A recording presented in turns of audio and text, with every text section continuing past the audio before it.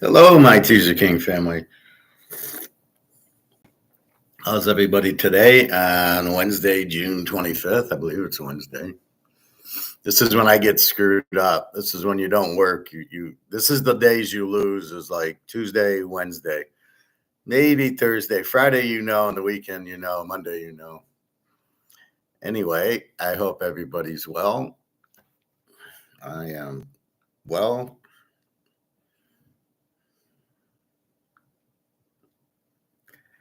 I was watching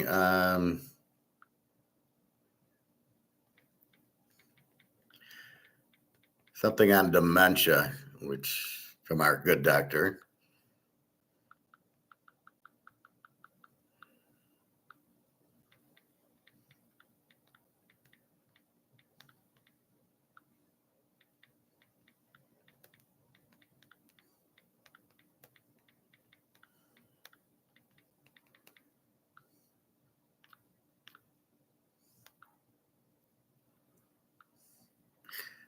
Just a second.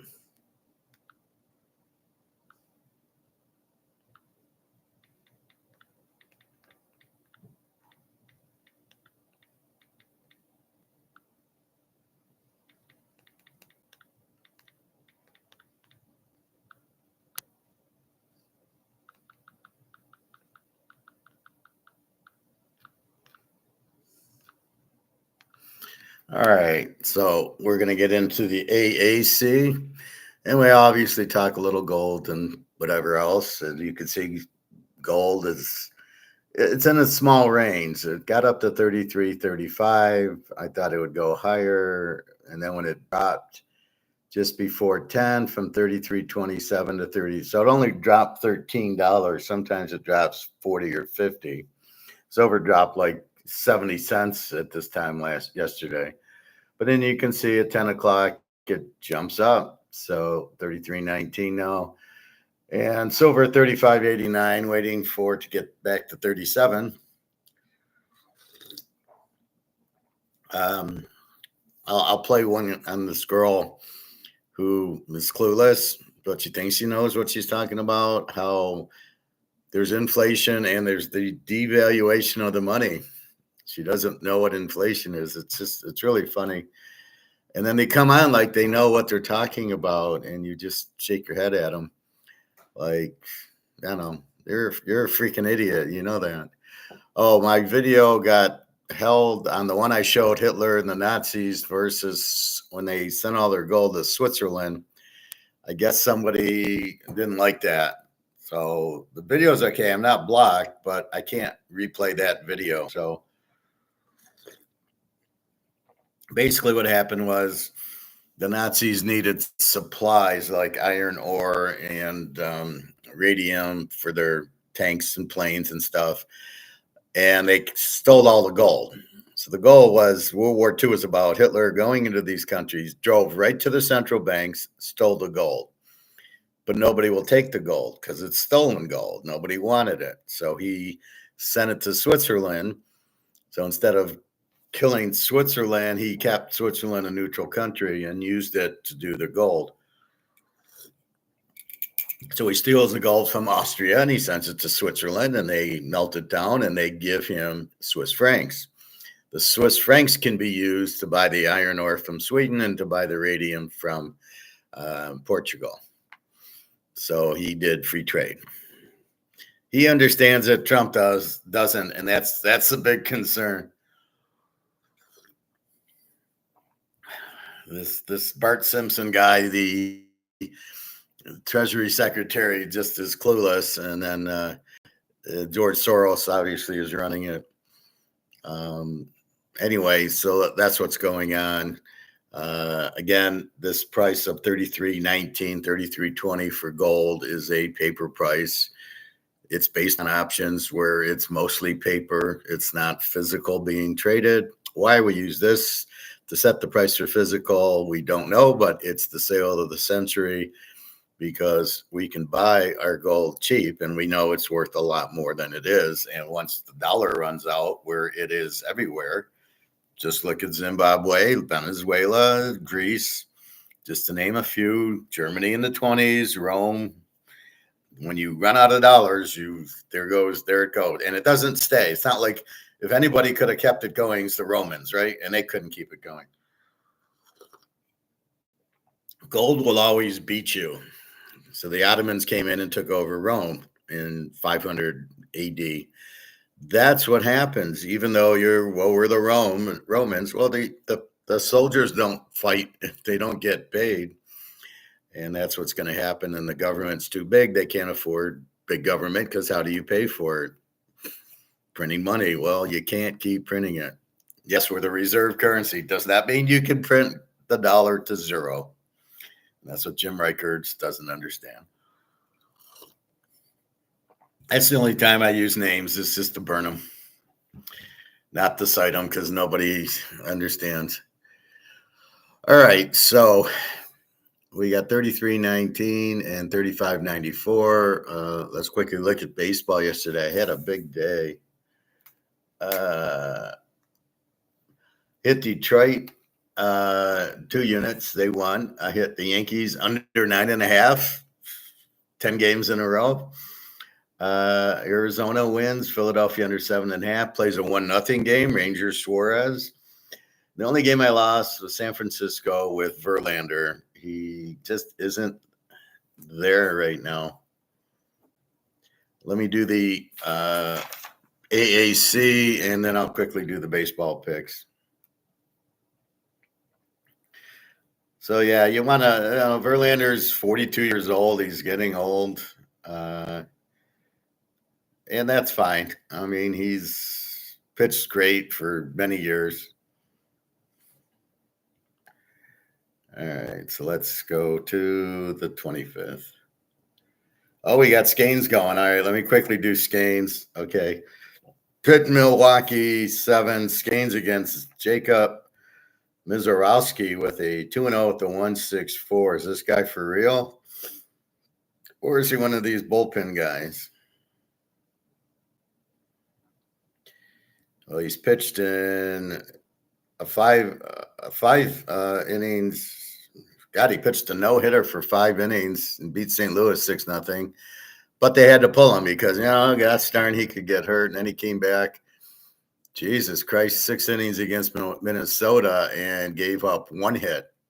I guess it was a home run because he gave up 2 runs on the hit, a hit and a walk. So, yeah, this is a lock under. So we're going Skeins under 7. This will be 3 units. And let me quickly look and see if there's anything else we want to go with. We got Jacob deGrom today, so Texas, we're going to go 2 units. Jacob deGrom. Oakland, Detroit, Jacob Lopez against John Flaherty. We're going to go over with Detroit. We had him yesterday. We bet on Skubal, and he was down 4-2, and then they started hitting the Oakland pitcher. Max Scherzer's back for Toronto. 0-0 with a 6 ERA. Let's give him a couple of games to get back to it. Atlanta, New York, Clay Holmes. Let's take the Mets with Clay Holmes. 2 units.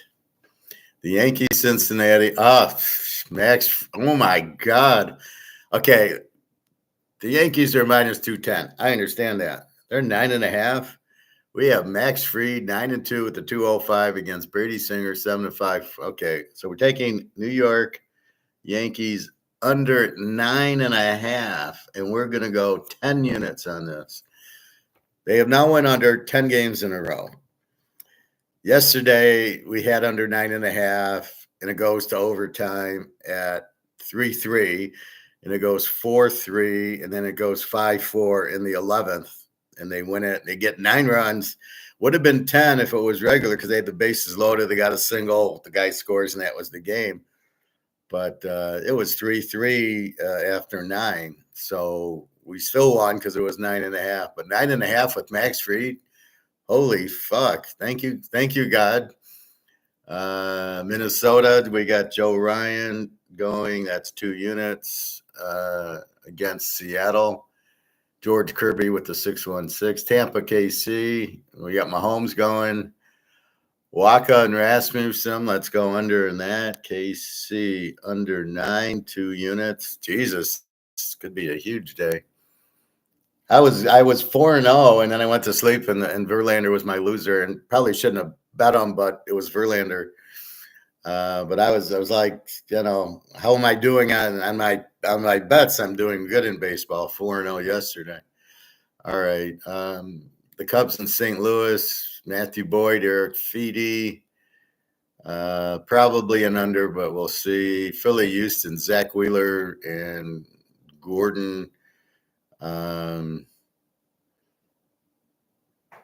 Let's take Philly in this one. And the Dodgers, Colorado, Yamayato, 6-6 with the 2.76 ERA. Chase Dollander, 2-7 with the 6.19. I'm not going to touch that. And Miami and the Niners are 2.25-7. Edward Cabrera, 2-2 with the 3.81 against Logan Webb, 7-4. Let's go under in the 49ers, under 7, 2 units. So the bets: Pitt under 7, 3 units. Texas, 2 units. DeGrom, Detroit over 8.5, 2 units. They steal signs. The Mets, 2 units. Yankees under 9.5. Max Fried on the mound, 10 units. Minnesota, 2 units. KC under 9, 2 units. And Frisco under 7, 2 units. I'm not going to go through all of it. It's just the games I like. It takes too long and it's too defeating. All right. That be that.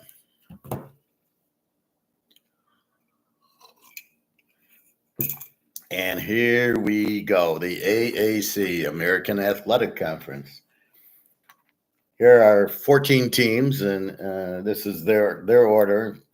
We've got the Navy, we got Tulane, Memphis, the Army, South Florida, UTSA, East Carr, UAB, North Texas, Florida Atlantic, Rice, Temple, Charlotte, and Tulsa. So I guess they're thinking Tulsa's the worst. Let's read the news, and then we'll get into the teams. So the news, basically Navy's quarterback Blake Horwath is coming back, so they should be pretty good. They scored 30 points a game last year. The bad news is they lost a lot of starters on defense, which for the Navy shouldn't be a big deal. It's the concept. The Navy guys, right? So if they're on the football team, the backups play. They make too much out of the starters, especially on defense. Like Georgia, they probably got 25 guys playing defense. So that they lose the starters, it's probably not a big deal. Tulane, first team all ACC, Graham and Hurst return. That's an offensive tackle and offensive guard. Who gives a fuck? All ACC, McKeel Hughes transferred to Oregon. So, okay. How much did Oregon pay him? But Tulane has had a really good team the last few years. Memphis, strong transfer class includes somebody we have no idea. A wide receiver from Purdue we don't really care about. Seth Hennigan is gone, the quarterback. So a new quarterback for Memphis. They're always a good offense, a good passing offense. The Army, my team. Veteran crew returns from a defense that led the AAC in points, but they lost the Bison Daly, who's great, who I suggest be picked up on your 4th downs and your 3rd downs and 2s and your goal line.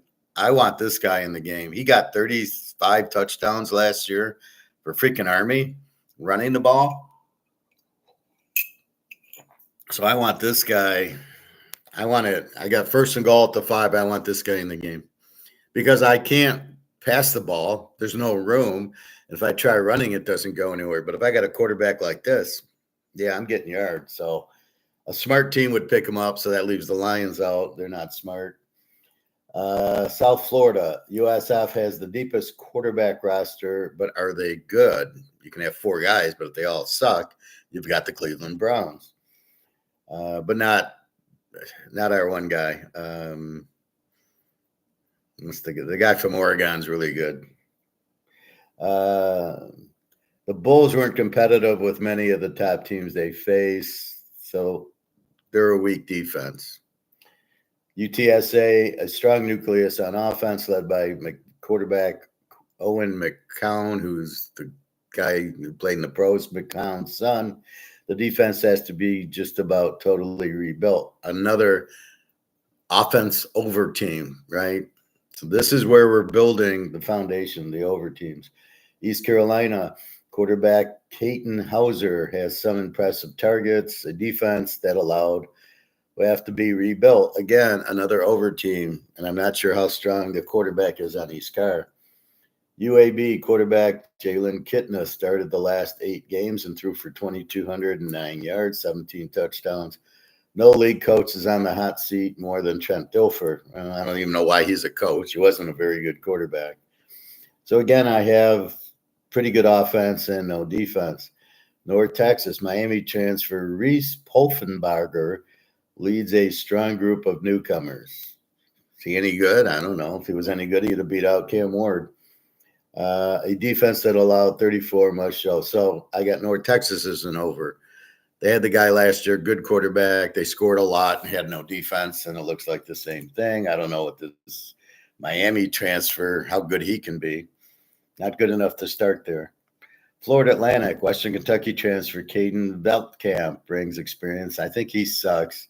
They always have a few returning veterans. So they're going to suck. I got him as a W. Rice, new coach Scott Abel has reputation for dominating ground games. Rice has always been a passing team, so this is confusing. So many of the key offensive performers from last season must be replaced. So look for Rice to be terrible. No quarterback. If they're going to run, they'll be an under team. Temple, new coach Casey Keeler appears to be a home run hire. Well, who the fuck is he? The Owls have little experience returning from a 4th consecutive 3-9. Temple will be a Z team. I don't know. I've never heard of Casey Keeler. We'll look when we get into Temple. Charlotte, the 49ers' strength appears to be in the skill position players. Charlotte has almost totally rebuilt with few starters returning. I have them as a Z team. Maybe they score a little bit more. And Tulsa, another Z team. Quarterback Kurt Francis has experience to lead the offense. Very few experienced players return on either. So, again, they're just going from scratch. We're going to get transfers in. Yeah, well, we see that doesn't work because their other team's garbage. So the guy can't start on the one team and he goes to this team. Well, he's not good. He couldn't start. So that's what you end up with. All right. I rated these teams. I got Navy as an A. I got Tulane as a B. Memphis as a B. Army is a B, but could be an A because, we never heard of the quarterback until last year anyway. South Florida, UTSA, East Carolina, UAB, and North Texas as over teams, very weak defenses. Florida Atlantic and Rice are W teams, a little bit better offense. And then Z teams are Temple, Charlotte, and Tulsa. We'll go through all that, but that's basically what you have with these teams. So the Lindy's all ACC. Blake Horwath from Navy's the quarterback, and the second teamers McCown from UTSA. I like McCown. He's better than Horwath as a thrower, as a quarterback. Running back, UTSA in South Florida. Running back, Navy and Temple. Not much there. It's hard to look at the defense. So we'll move on from there. All right, the Navy overview. Navy has all the parts in place for another winning season with a strong, stable coaching staff, plenty of returning talent. The defense has performed at a high level throughout the Brian Newberry, PJ Volker regime, while the offense under Drew Connick is unique and will continue to evolve. The early season schedule, whatever. So Brian Newberry's the coach. He's been there 2 years. He's 18-10, a good coach, or 15-10.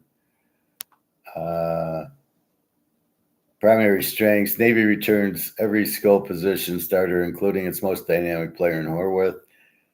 A couple other guys. A record-setting sprinter for the Navy track and field program has the potential to become a game-breaking split end. This would be Kent. I guess Clark Kent. Maybe it's Superman. Maybe it's Clark Kent. Defense, is his first name Clark? No, Nathan Kent. I thought it would be Clark. Maybe he changed his name for the sequel. Problems. Navy had to rebuild the offensive line after graduating 3 starters. Making matters worse is that the 2 returning starters sat out spring practice with injuries. So, well, that's okay. The offensive line's got to be a unit. You got to be together. Let's see who's shouting at me. That would be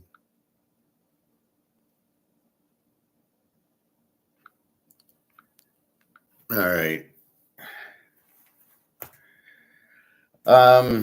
So let's look at the schedule. They start off with VMI, Virginia Military.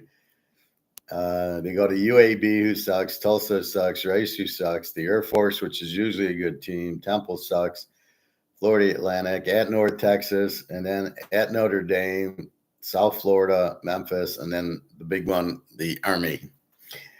So it's really just the Notre Dame, and that's a revenge game. They lost to Notre Dame 51-14. A lot of turnovers. I mean, they kept fumbling the ball. Look for them to come out at Notre Dame much stronger. If we're getting over 20, we're betting on them. They scored 31 a game, gave up 22, and it was mostly rushing. They ran for 250, did pass for 123. All right, Tulane. Thanks to its transfer portal success, Tulane is as talented as any team in the American Conference, even though it returns only 5 starters. The defense should be championship level if the newcomers mess quickly with the holdovers. If is a big word. Whether the Green Wave returns to the league's title match for the 4th consecutive year hinges on the retooled offense that is unproven across the board. They scored 35 last year and gave up 20.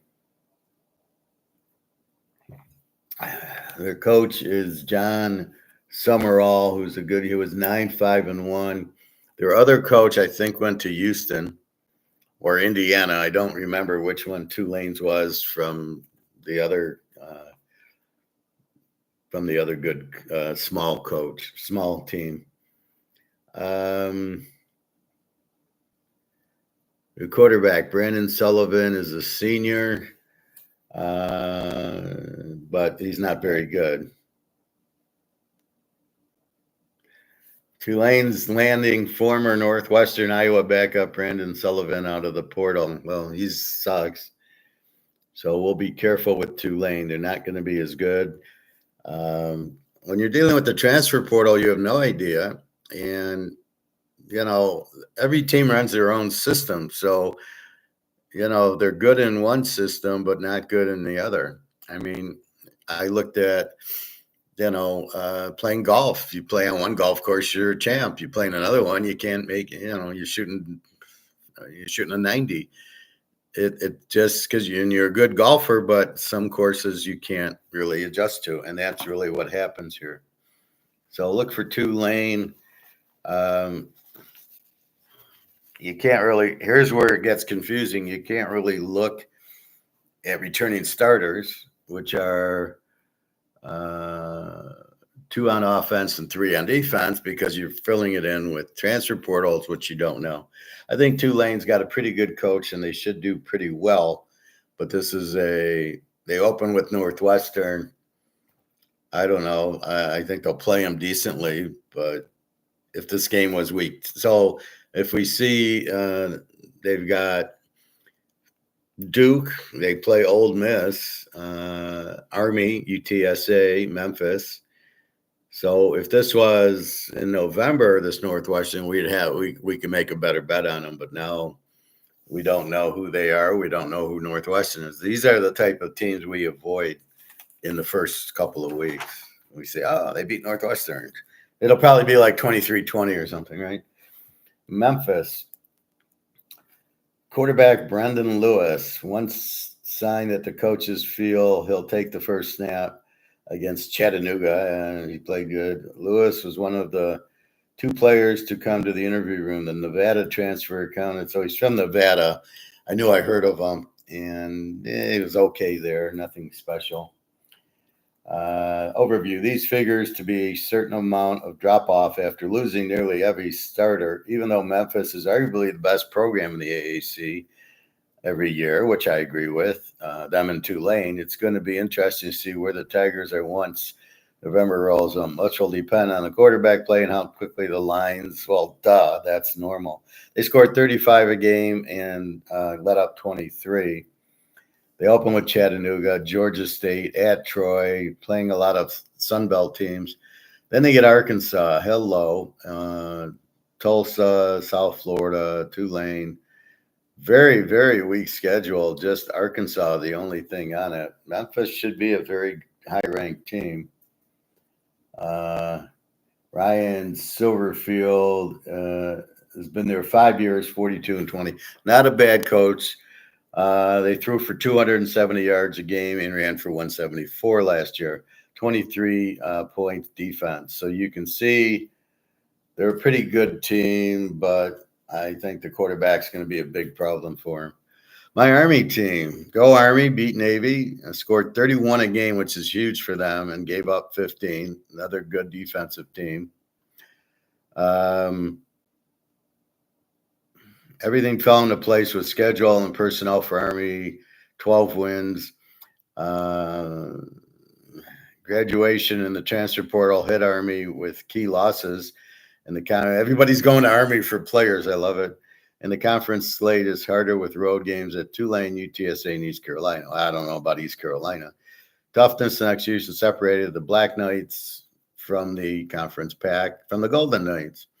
Army is counting on its schemes and player development. What else is new? I mean, what kind of overview is this? This guy's a fucking idiot. Jeff Monken, great coach. I'm surprised a pro team didn't grab him. 82-57 in 11 years at the freaking Army. Unbelievable. They open with Tarleton State, a high school team. Then Kansas State, good team. North Texas, East Car, UAB, Charlotte, Tulane, pretty good. The Air Force is always good. Temple, Tulsa suck at UTSA, and then the Navy game. So it's going to come down to the last couple of games there. Overall, I think Army has 4 back on offense, 5 on defense. The question is the quarterback. Dwayne Coleman, 5'10", senior. So he should be familiar with the offense. You know they're not transfer portering guys in. So, again, I got to see if he got drafted or free agent daily. It's funny. They used to have 15 rounds of NBA. Bill Lambert went in the 13th round or whatever. And now it's like, oh, well, I'll have 2 rounds of drafting and everything's free agent. You never know who gets picked up as a free agent. It's really crazy. All right.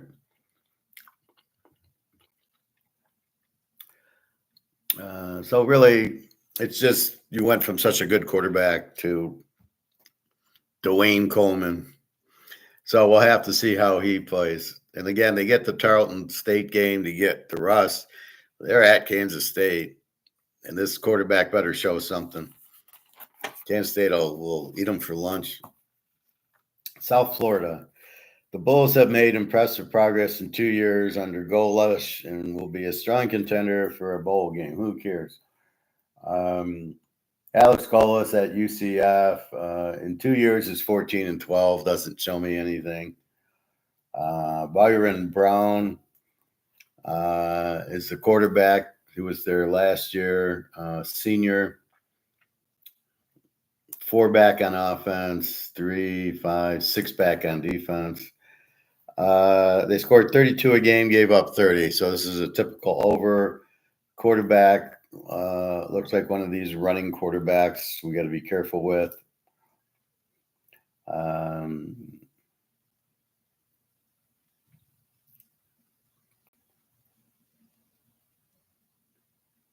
So Brian Brown is coming off of a knee injury. Okay. They open with Boise. Good luck there. Holy shit. Then they go to Florida, to Miami, South Carolina State, Charlotte, North Texas, Memphis, UTSA, the Navy. The only thing they skip is Army. You're kidding me? They go to Florida and Miami and Boise State. What are they, nuts? What kind of schedule is it? You look at the other schedules, and like Navy had nobody but Army. No bigger, one guy had Arkansas. No. They're an over team. Miami should be a big over game. I don't know about Florida. We'll have to read more. I forget who their quarterback was, but we'll have to look at it. All right. UTSA. Love you. I love McCown. We bet this team over and over and over last year. I mean, look at them. After Florida Atlantic, they scored 38, Tulsa 45, Memphis 44, North Texas 48, Temple 51, and only 24 on Army. Shows you how good their defense was. And then they put up 44 on Coastal Carolina in the bowl. They scored 33 a game, gave up 30, the perfect over team. And that's what you look for. That's what I'm looking at. That's why I take advantage of the bad defenses. But I've got a strong quarterback and a strong offense. So the way to play the team, you're always looking, how do I want to play the team? This is a great over team. He's a junior quarterback. They've got 8 guys back on offense and nobody on defense, which doesn't matter. Good. We want to bet them over.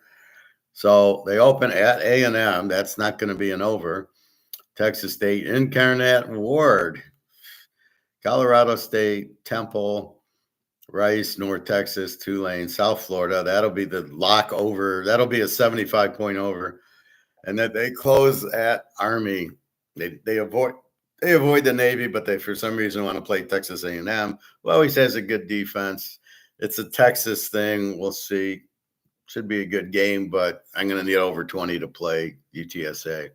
They just don't have. What'll happen is A&M will just power it down on the weak defense, and they'll just blitz the quarterback. So this isn't a really good game to bet UTSA. Texas State, on the other hand, is a good game. So you try to have the temptation is take the 20 points in UTSA. Let's see what this line is. The first week, August 30th. A&M is 21. And a total of 57. So you're tempted probably to take the over because A&M's going to score 40 points. And then the question is, does UTSA able to get 20? We always do this with Alabama. They'll play a team like this and they just shut them out. They just blitz them and they can't handle it. So the quarterback doesn't have time to throw. Overview, the offense is going to have to carry the load early until the defense begins to gel. If it does, the problem is the season starts with A&M.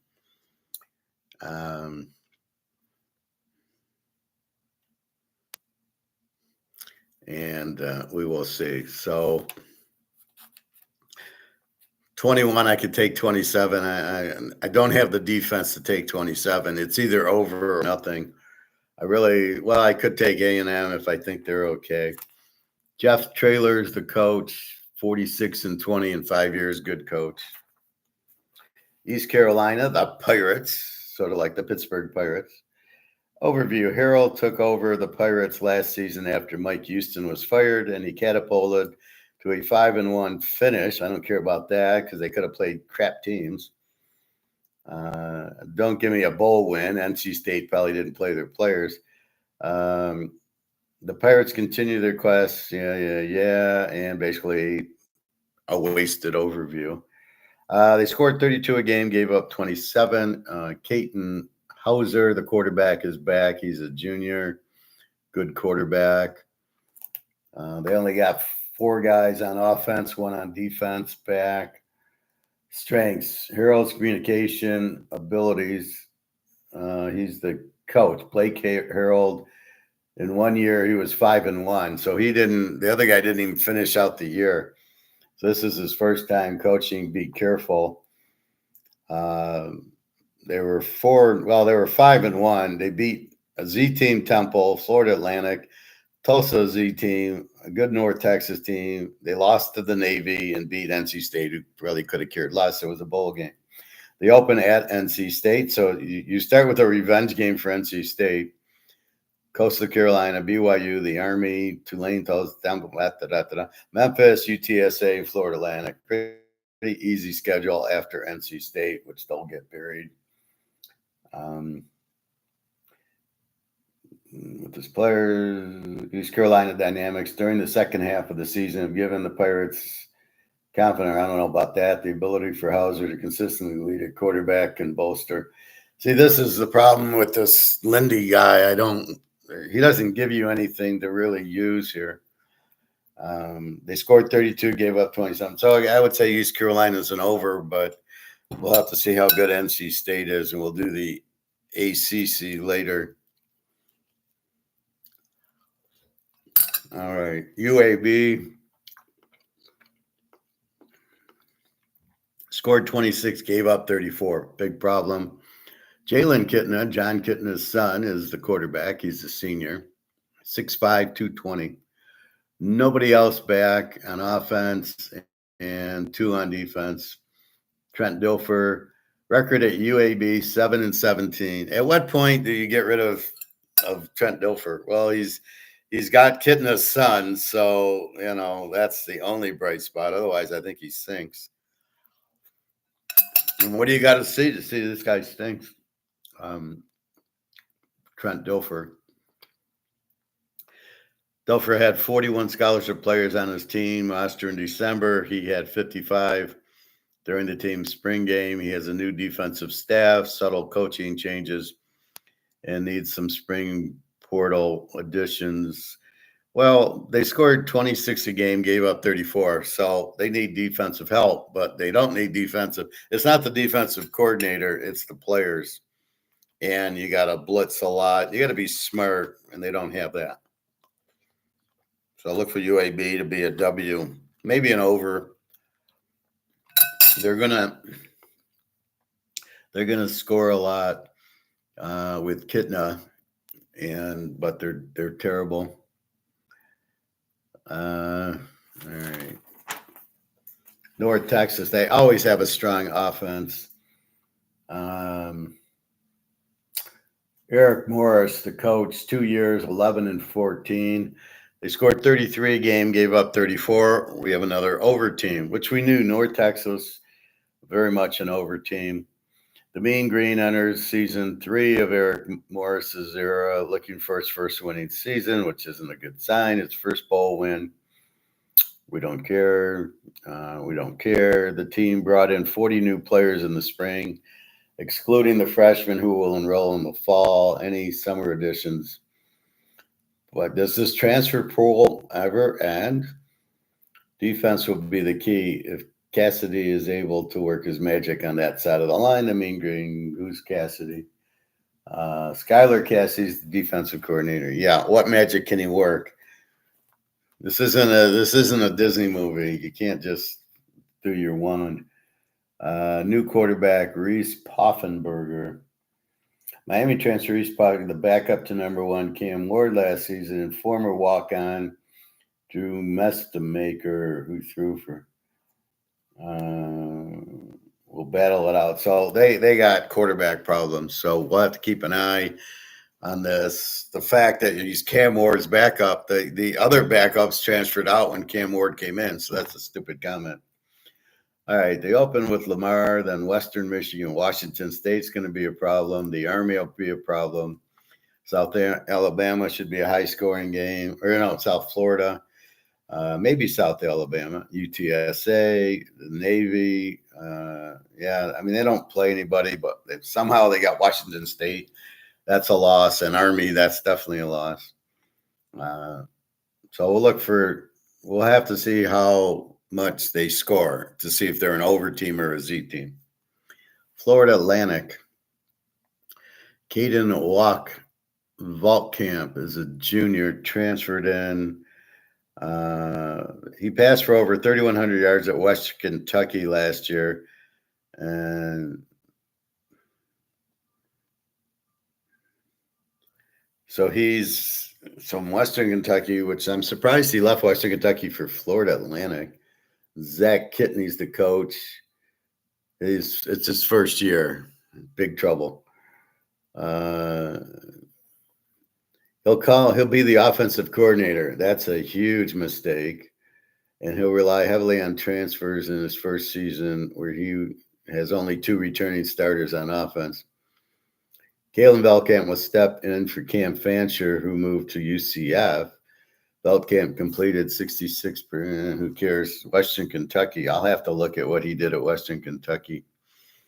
I have all the quarterback stats from last year, so I see what this guy did. I don't think he was that good, but we'll see. Newcomers are going to have a big step. If the Owls are going to get their first winning season since 2020, when they sneaked in at 5-4, and Willie Tager's first season.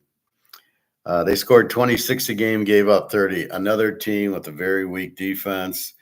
It's all up to the quarterback at Velkamp. Now, Western Kentucky is a good school.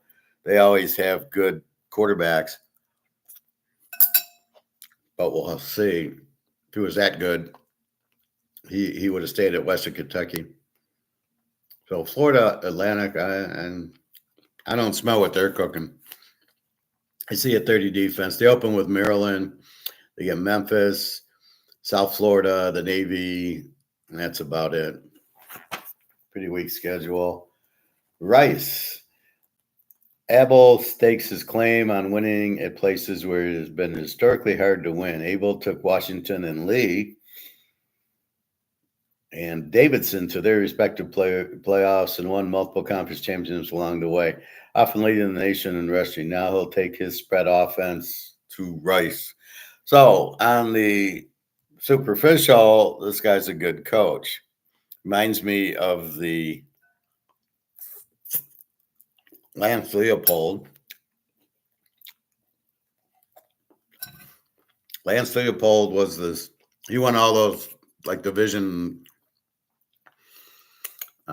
What was it, Whitewater or one of those type of teams that won all the Division II or Division III championships.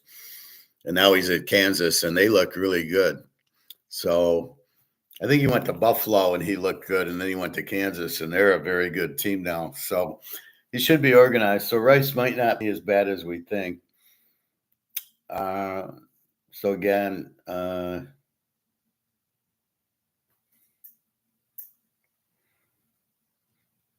he's 47-28 in 7 years. That's not bad. Abel's team have frequently been among, as we know, running the ball. The defense lost its coordinator, both captains, and 6 of its top 10 tacklers from a year ago. Is one of the most respected rising coaches in this state. It'll still his first season as a coordinator. So who is this? K is their defensive coordinator, John Kay. Well, you still, at the end of the day, you need the players. So I think Rice is going to a new coach who runs the ball more in a spread with trying to get a better defense. Okay, let's see what happens. They scored 22 a game last year, 25, but it's a brand new coach and new system. So it's keep an eye on Rice. They open with Lou Lafayette, very tough team, and Houston, very tough team. The Navy, we know how they are, UTSA, and that's about it. South Florida, North Texas. So they could be good. I wouldn't bet them against Houston, but that is a rivalry game. And then Lou Lafayette, they'll probably lose. But after that, then they get Navy, and then it's UTSA and home sailing. So they could win a few near the end once they get everybody going. Temple scored 19 a game, gave up 35, a prototypical Z team. That's what a Z team is. They can't score, and they give up a shitload of points. And we love betting against them because we know they can't score, and we know they give up a shitload of points. So the team playing them is going to get healthy. The coach, Casey Keeler, first year, overall 271 and 112. Who's this guy? 31 years. Pretty good coach. Keeler is no stranger to the area since he was a head coach at Division III Rowan from 93 to and an assistant before that. And Delaware, 2012 to 2012, for spending a decade at Sam Houston. He's had a ton of success. There's a lot of building needed. So Temple, maybe next year, couldn't be better. I doubt his first year there, they're going to run away with it. Evan Simon, I think, is the quarterback.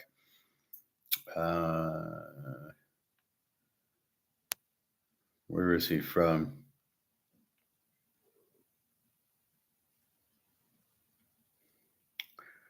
It doesn't. I thought he was from Northwestern or Rutgers or something like that. Not a very good quarterback, but we'll see. So it's a new coach, so keep an eye on Rice and Temple. You're a Z team, and then you start hiring new coaches because you suck. And then it becomes, at how long does it take the new coach to get you better? That's the point. All right. So they scored 19, give up 35. They open at UMass. They might almost be able to win that. Then Howard. Then they go to Oklahoma for some strange reason. As bad as Oklahoma is, they can win. Georgia Tech, that could be our lock at Georgia Tech. UTSA is going to be tough. The Navy is going to be tough. Charlotte, Tulsa, East Carolina, at Army, Tulane, and at North Texas. So they got Army and Navy and Georgia Tech and Oklahoma. So they're in big trouble. They should probably beat Howard and maybe North Texas, East Carolina. We'll have to see as the season goes. This is why I bet all the conferences, because I'm always looking for the Z teams. I'm always trying to bet against the Z teams like this. Get a 19, give up 35. So I'm looking at every conference's Z teams. That's why I bet so many games. It's because it's the same theory. I'm betting against weakness. It's the art of war. On the other hand, I am looking for strong dogs. Ohio State, Texas. Maybe I bet Texas. Michigan, Ohio State. I normally take the dog there. So when you got even teams, you want to take the dog.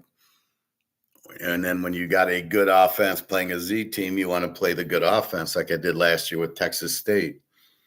So that's what I'm looking for. So what I'm studying for is what type of team they are. 35 defense. Okay, you bring in a new coach. Well, I guarantee you they're still going to have a 35 defense because they can't tackle. Maybe their theories on defense get better and they're able to do that. Maybe not. I don't know. But we will see. Anyway, so Temple, keep an eye on them with the new coach, Rice. I'll write that on my spreadsheet. I always write in new coaches. And the last two, Charlotte. Their coach, Tim Elbin, first year overall 34-19. So another new coach.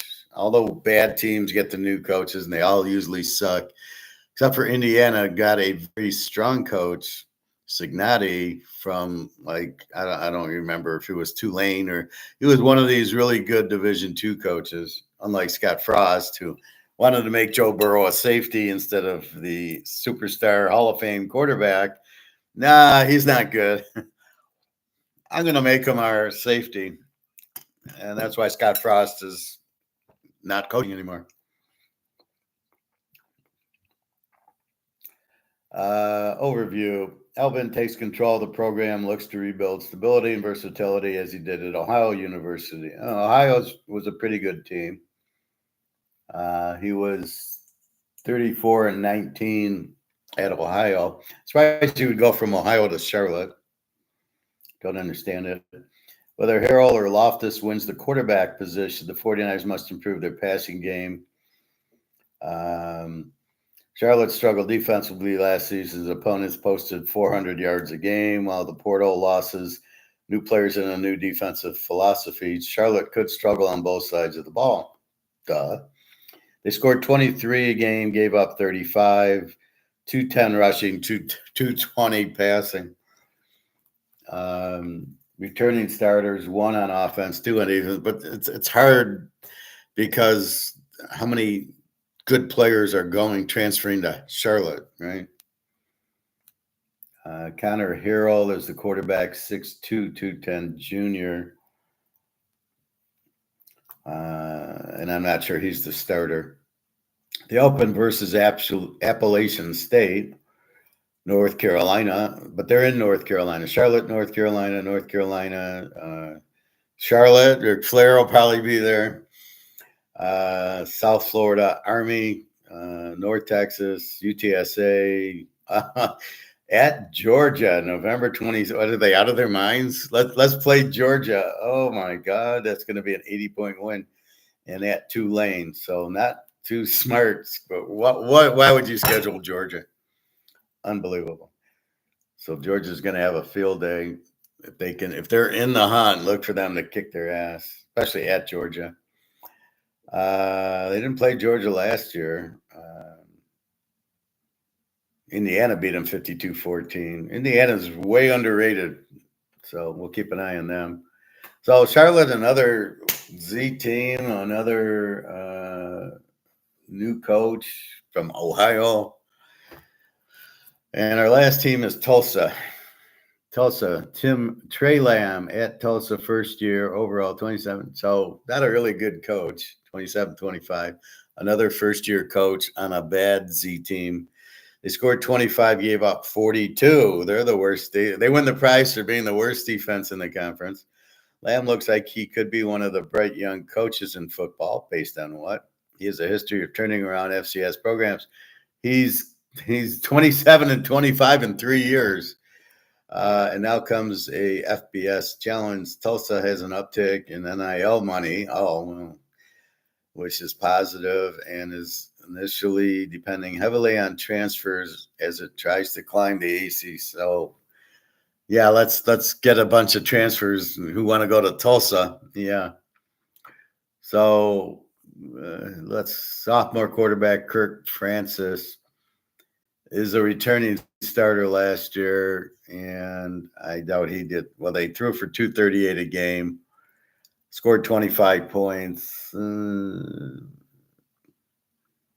They lost to Army 49-7, and Florida Atlantic beat them 63-16. Yeah, not too good. Let's see what they say. New coach Tim Lamb has usually relied on more mobile quarterbacks. That's because he's a terrible coach. East Tennessee State and Gardner-Webb. Okay, yeah, Tulsa's still going to be a Z team. They open up with Abilene Christian at New Mexico State, the Navy, Oklahoma State, Tulane, Memphis, Oregon State, and the Army. So I don't know if they'll win any games. Kirk Francis, I don't know. We'll have to look at him. So that is the AAC, the American Athletic Conference. It's all Army and Navy. We'll see what Tulane does. Pretty good team sometimes. And we'll see what Memphis does. We've got 3 Z teams with new coaches. And so the key to it is you look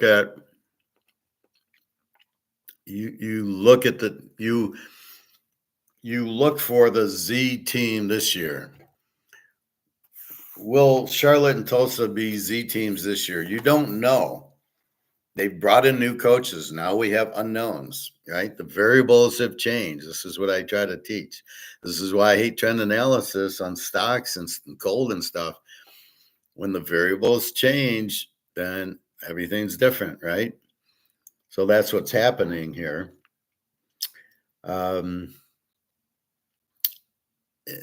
the coach is the variable change. The quarterback, like at Army, is a variable change because you went from a really good quarterback to a pretty shitty one.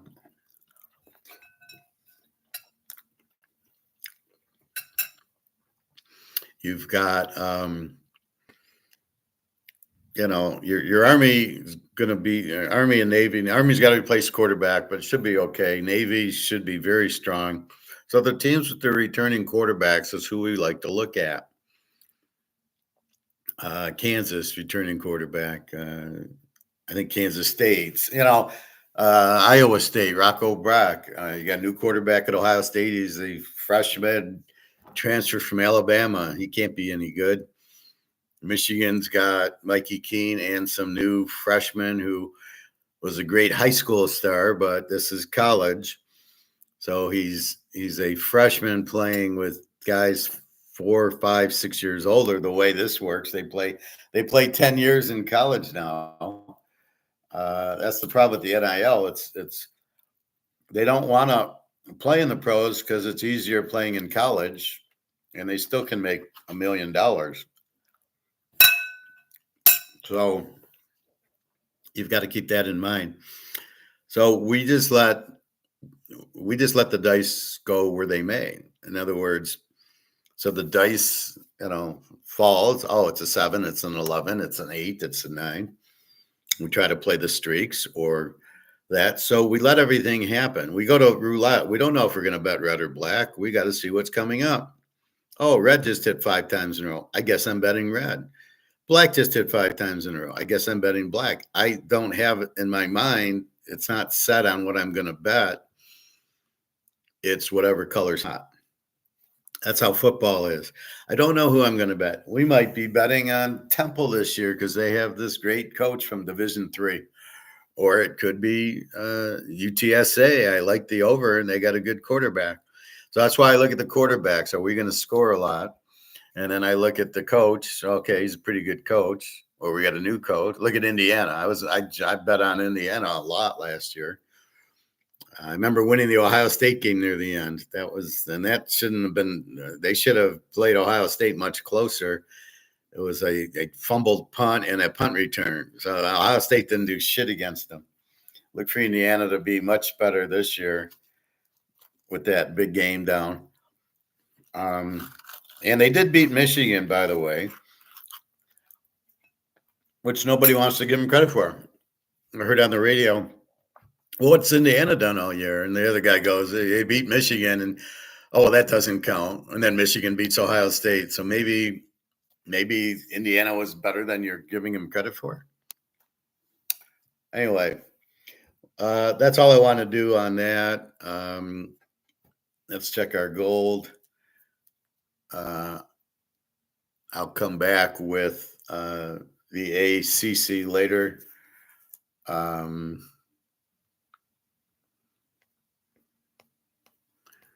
Let's look at gold.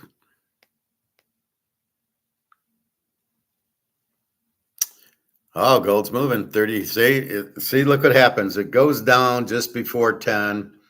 So the U.S. can do options cheaper. So instead of doing the option at 33.27, it goes down to 33.14. And then the U.S. does its option at 33.14. And now it's back to 33.27. So instead of not making anything, they make $13 an option right there. And they play a lot of options. Silver, 35.97. Here it goes. So we might get a very strong gold comeback at 33.50. Let's see if there's any football news. Actually, let's go here. I've been watching a lot of this Madoff stuff that I found on YouTube.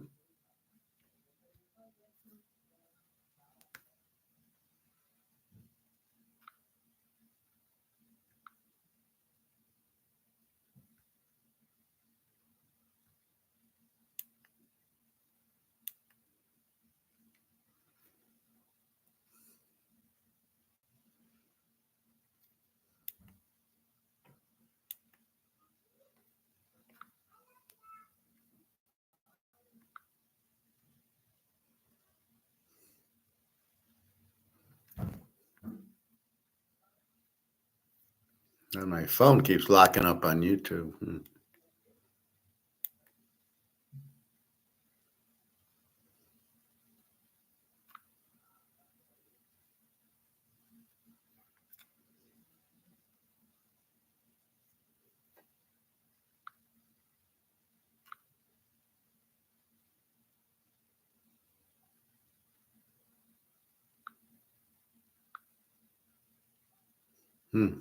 Don't know what's going on.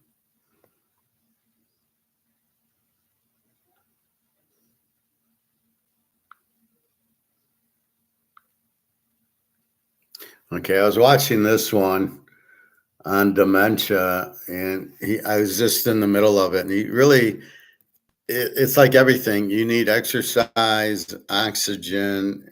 You got to feed your brain. He says the brain's made to last forever. It's really not supposed to go. What happens is it doesn't get oxygen. That's why you have a stroke, and that's why you get dementia. So that's why I'm at the pool every day. It's to get the exercise, and I think a lot, and I talk out loud. As I showed you that one video on like high IQ people, which I am. You talk a lot to yourself, but you're really not crazy. You're just thinking. So I'm thinking, well, do I want LSU or Auburn, or how am I going to pick this game or that game? How's the quarterbacks? What's going on in gold? So I'm really kind of thinking out loud, which is very good for your brain, the thinking part. You want to do that. Let's look at this one. China flips currency. I wanted to watch this one. I watched it a little yesterday. You're paying more than $42 a month for home insurance. You're getting ripped. Yes, we're all getting ripped. Okay. The most powerful currency in the world is being quietly replaced, and Washington just realized it too late. China just launched a financial weapon the United States can't sanction and can't block. China isn't threatening the dollar with missiles. It's killing it with code. A new digital yuan hub just went live in Shanghai. 6 foreign banks signed on, and American exporters are already settling trade outside the dollar. Meanwhile, Trump's demanding rate cuts. The Fed's frozen in stagflation, and $1.2 trillion in interest is about to blow a hole through the U.S. economy. This isn't a warning. It's the opening shot of a financial world war. And Washington's $2 trillion deficit, it's about to meet a world that no longer wants to fund it. So ask yourself, what happens when the world stops needing dollars, but America keeps printing them anyway? The U.S. dollar, traditionally a haven in global crises, has defied expectations by weakening amid escalating geopolitical risks, including U.S.-Iran tensions and broader military engagements. Since Trump's return to the White House in January 2025, the dollar has dropped over 10% against major currencies, according to Bloomberg. Historically, armed conflict boosts demand for dollar-denominated assets, yet the ICE U.S. dollar index fell below 99 in May, its lowest in over 2 years. Even with oil prices surging past $93 per barrel, a typical catalyst for dollar strength, investors are offloading U.S. assets. This trend is partly explained by a loss of policy credibility. Erratic fiscal strategies, unresolved debt ceilings, and overused sanctions have weakened international confidence in Washington's stewardship of its reserve status. The dollar's failure to respond to war is no anomaly. It may be the first visible crack in a much deeper financial realignment. Efforts to eliminate the U.S. trade deficit have triggered a paradox. By reducing imports, Washington is also cutting the global supply of dollars. As reported by Reuters, the U.S. current account deficit narrowed to $208.4 billion in the first quarter of 2025, down from $245.6 billion a year earlier. While this aligns with Trump's goal of rebuilding domestic industry, it's also shrinking the dollar pool that foreign investors rely on to buy U.S. assets. Historically, those dollars would flow back through bond markets, boosting Treasury demand. Instead, U.S. bond auctions are showing weaker foreign participation. Bloomberg noted a 22% decline in indirect bids at a recent $40 billion Treasury note auction. The Wall Street Journal reported Japan and Saudi Arabia are shifting bond purchases into shorter durations or pulling back entirely. The more Washington cuts its trade deficit, the more it severs the dollar's pipeline to global circulation. All right, that's not true. Global circulation, I mean, it's not how many dollars, it's not the quantity, it's the quality. And when you print the dollar, they're not worth anything. And this trade imbalance is bullshit because you're trading them dollars for goods. If I'm buying a Canadian club, I'm giving, if somebody buys the Canadian club from me and gives me money, there's no trade imbalance. We traded one thing for another. I got money, he got the whiskey. There's no trade imbalance. We give them money. That's why they have all the treasuries. China, Japan, is because they got dollars and we got goods. It doesn't have to be goods for goods. I don't understand Trump. He sounds like an idiot. The more he talks, the dumber he sounds. This is a guy who's a businessman who has no idea about business, trying to get even trade and doing tariffs is the worst thing he can do. Didn't you learn from the Great Depression in 1930 to 1944? We're in a Great Depression because these idiots did tariffs. Get out of the way. Just let the market, if you get out of the way and let the market go, come out with a new dollar and stop printing it, you'll be fine. But no, they don't want to do that. They want to get involved, and the government can't get involved because you got to let the market do it. That's why communism doesn't work. So this whole trade imbalance thing's ridiculous. The strength of the dollar is because you printed it. You don't need more dollars to be competitive there. I don't know what they're talking about with less dollars. The dollars didn't go anywhere. They might have used less, but there's still $150 trillion out there. It didn't move anything. All right, a little bit more. And Beijing is watching. At the Lugia Zhui Forum in June 2025, PBOC Governor Pan Gongsheng outlined Beijing's clearest intent, yet dismantling single currency dominance. Backed by state initiatives, China is expanding use of the digital yuan, launching an international operations hub in Shanghai, and onboarding 6 major foreign banks, including Standard Bank and First Abu Dhabi Bank, onto its cross-border interbank payment system. Bloomberg reports the yuan has appreciated 1.1% this quarter and now facilitates roughly 30% of China's trade settlement. In the same forum, Wang Xin of the PBOC emphasized the need for a system where multiple currencies compete, limiting any one nation's power to weaponize money. The vision includes capital account convertibility, yuan-denominated futures trading, and gradual reliance on the IMF's SDR basket as a stabilizer.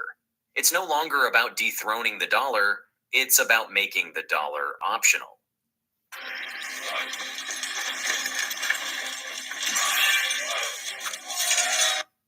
It's no longer a... But that's the whole point of BRICS and the gold-backed currency. It was never to get rid of the dollar. It was to create competition. And in the competition, everybody is going to go with the gold over the dollar. The dollar's not worth anything. Most people don't understand that concept that how could the dollar be worth nothing? It says 100 on it. And what are you going to buy with the $100? Nothing. A can of tuna. So that's really what BRICS is about, competition. They're not about we'll get rid of the dollar or we don't want to use the dollar. But if you're going to sanction us and tariff us, you're forcing us to get off the dollar. So Trump's doing a good job to kill the dollar himself. I wanted to talk about this whole Madoff thing that I've been watching. And basically, my analysis is people want to make money. They don't care how they do it. Did they know it was a Ponzi scheme? Did they know it was a scam? People will argue, well, I didn't know. I just handed him money over. Well, that's bullshit.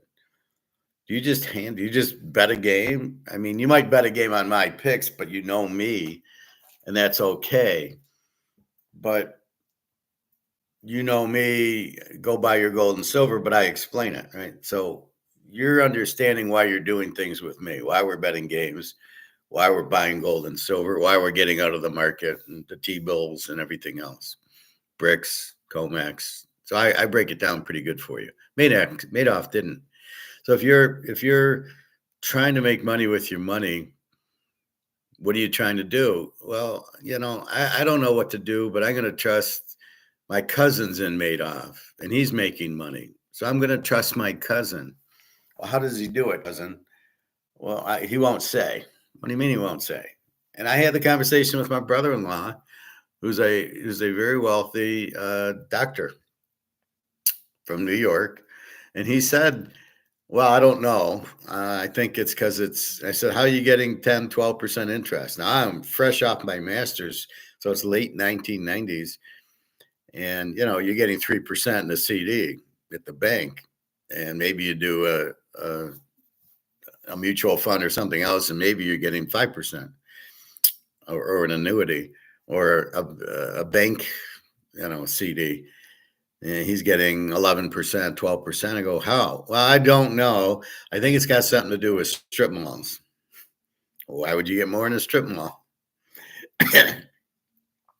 So I didn't just blindly invest. I said, no chance. I'm not. It doesn't make sense to me. If I can't figure it out, I'm not going to throw my money away. And we kept buying baseball cards, and not enough gold as I would have wanted, but we bought a lot of baseball cards. And that was nice. So now we're, hopefully we get them back graded good, or I get them back graded good, and they'll be worth a lot. But I'd rather do that than have bought. And see, there's always another way. You didn't have to go into Madoff. You didn't have to think you're getting 15% when you weren't. You should have thought about it. And really, none of the big banks were in Madoff, except for JP Morgan. Oh, and a quick quote on JP Morgan. A week before he went and confessed that he was doing it, he told JP Morgan to pull their money out. So JP Morgan was in on it, right? He told his big investors to pull your money out. So his big investors and JP Morgan, he said, I'm going to pull your money out now. I have enough to give you. So they weren't in on it. And has JP Morgan been arrested for the Ponzi scheme? Only Madoff was arrested.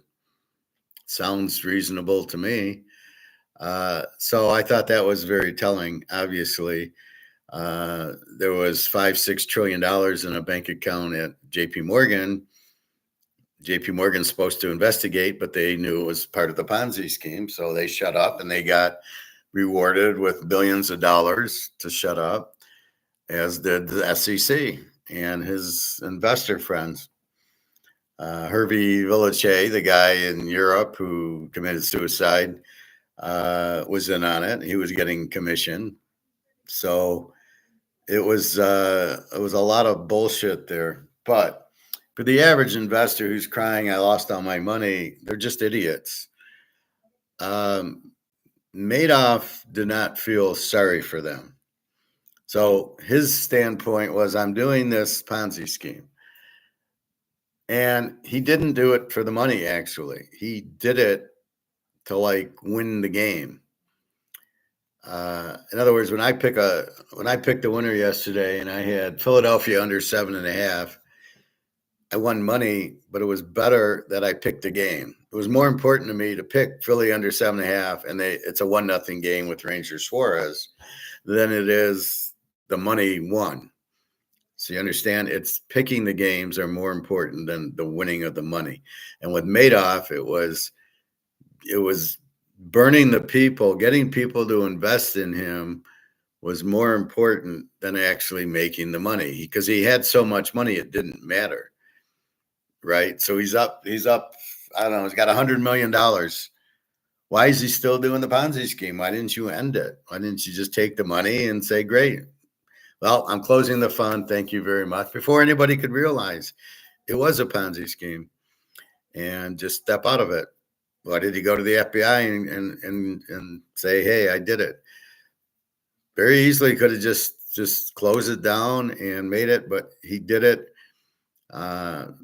Like Steven Spielberg, he was happy that he nailed him, or the Mets owner. That's what he was happy about, was that these people were stupid enough to trust me. He did a thing on Netflix where he says, in the beginning, he invests for these people, like when he first started, and he put it all in these penny stocks, and they all went to zero, 1962 or something. And so he lost them $30,000, and he felt bad, and his father-in-law gave him $30,000, and he said, I'd rather be a liar than a loser. Right? So in other words, I'd rather lie to you but I did well. I made you money. Here's 30,000. I still have it, versus lying. I'd rather lie to you and say, nope, I didn't lose any money, than than actually lose the money, right? So that's kind of how he did it. I can't remember the term. I'd rather be a something than a liar. And that's what he did. So at the end, and that's why he never invested. He knew you couldn't win investing. He'd already done that and lost 30 grand. So he's not about to invest again. So he'd rather do that. Let me give a quick call to Alyssa. Supposed to get her.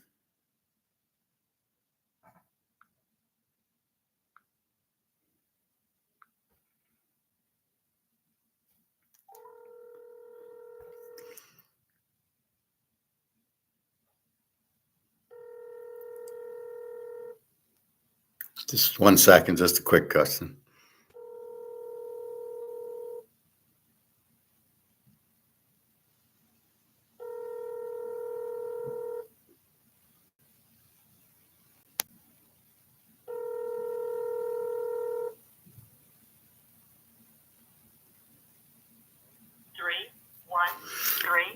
And her voicemail is never there.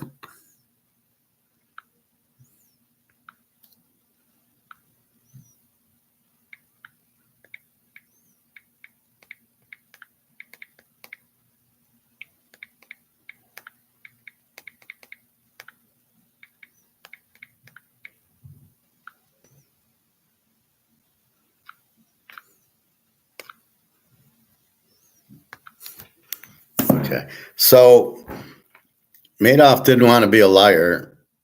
He wanted to look good. He was always important. He always look at me. He wanted to be like, look at me. Look how good I am. Look at my fun. We don't lose money, which is just, that'd be like me saying I don't lose a football game. I go 100%. Yeah. Okay. It's hard enough when I say I win about 75%. And people struggle with that. Go, oh, how can you do that? Well, that's why I post the results. And I had 4 10-0 weeks last year, and I think the pros, or maybe college, one or the other. I went 10-0 times. So yeah, I can, not every week, but I have good weeks. It depends on how the games are set up. But anyway, he'd rather look good than he'd rather be a liar than a failure is what it was. So he wouldn't fail, right? So look how good I am. He'd lie about it, but he wouldn't fail. So everybody, he made money, and that was his psychosis is he did it to make people money, to say, look at me, look how good I am. He didn't do it for the money because he had money. He had this real 17th floor stuff. So why do investors get in with him? And then why don't they take his money? They believe he's just going to keep winning, or they believe it's a Ponzi scheme and don't care, or all these feeder funds like the guy from Europe who committed suicide was getting a cut. He's like, well, I know it's a Ponzi scheme and that's okay. I don't care. I'm getting millions of dollars to do that. And so it's fine. So he had I'm the feeder fund. I get commission. So I have no reason to pull my money out if he had any money in it or not. I guess he had some money in it. Then you have the SEC saying, well, I guess he's clean. And people going, oh, I need the trust. So if the SEC says he's clean, then he must be clean. So it would be like a handicapper who somebody's monitoring them, Joe's monitoring system. And Joe, if it's honest, says, yeah, Fred went, 85%. Yep, I monitored it. The problem is, what if Joe's not honest? What if Joe, the monitor, says, no, Fred went 95%. And you go, well, shit, if Joe, who runs the monitoring system, is saying this, then Fred must really be good at it. And that's kind of what happened. The SEC said, no, he's fine. We don't find anything wrong. So everybody goes, well, shit, the SEC looked at him and said it's legal. However, why would you listen to any part of government or the SEC? It's like Trump saying, yeah, the dollar's strong. No, it isn't. We all know that, but we understand it. So having the SEC say Madoff was good and people now throwing their money in, again, you have to realize that's not possible to go 100% on your, on your picks. You can't do it. And it was like, well, we're making you 15%. So people were more focused on the 15% than how he was doing it. All they knew is if I had 100,000 in and I get 15,000 a year, I'm happy. And the problem is that the feeder funds should also have gone to jail. And at the end, they try to collect from everybody. The IRS got $15 billion because each year you'd have to claim when he'd give you the dividends, you'd have to pay tax on it. So it's like interest income, right? On your stocks, if you got, $100,000 at Comerica, you get the statement and you made $15,000 in interest. So you got to add that to your taxes. So these people had millions of dollars, had to pay taxes on $40,000, $50,000, $75,000. So they paid taxes on it. And this Henry Picard, the attorney, he's a bigger scumbag than Madoff.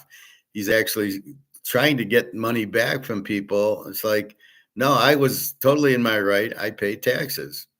I took the money out to pay taxes because I thought the money was good. I'm under the assumption it's good. Don't assume everybody knew it was a Ponzi scheme and they're all in on it. That's what he's trying to say. Is we all know the NBA's fixed, so therefore all the money you made, you got to get back. Fuck you. What are you talking about? I know some games are fixed. I don't know and I don't know which way the fix is in on it. Even if I do know, even if I do think it's fixed, I don't know. Is it OKC or is it Indy who was fixed? So that's kind of what you look at. So he's trying to get money back to pay the people who lost. Why? Why are you trying to help the people who lost in the last year or two?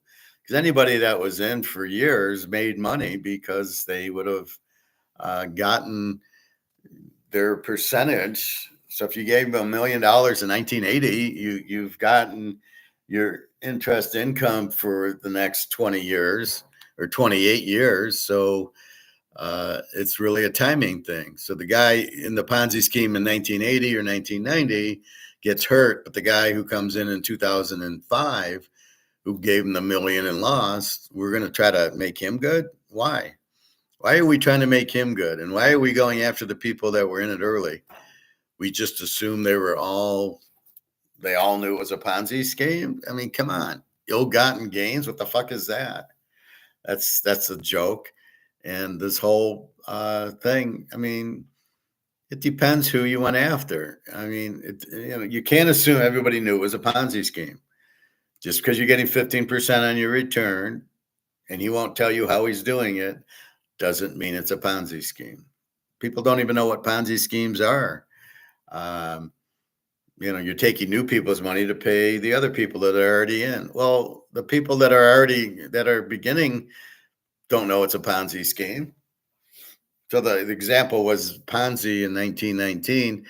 He said, if you give me your money, I'll give you 50% return. And as people put it in, he took their money, the new money, and he paid out the old people. Well, obviously the people didn't know it was a Ponzi scheme.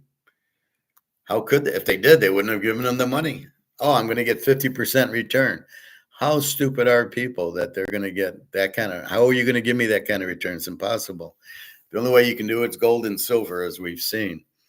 It's been a nice return, but it's been actually Ponzi scheme. It's been held down by JP Morgan, who's always in the middle of being crooked. He's probably the crookedest guy bank that's ever been. They're so corrupt. They're the ones who started with the central bank, the Federal Reserve. So keep in mind. So I think the whole plausible there is ridiculous.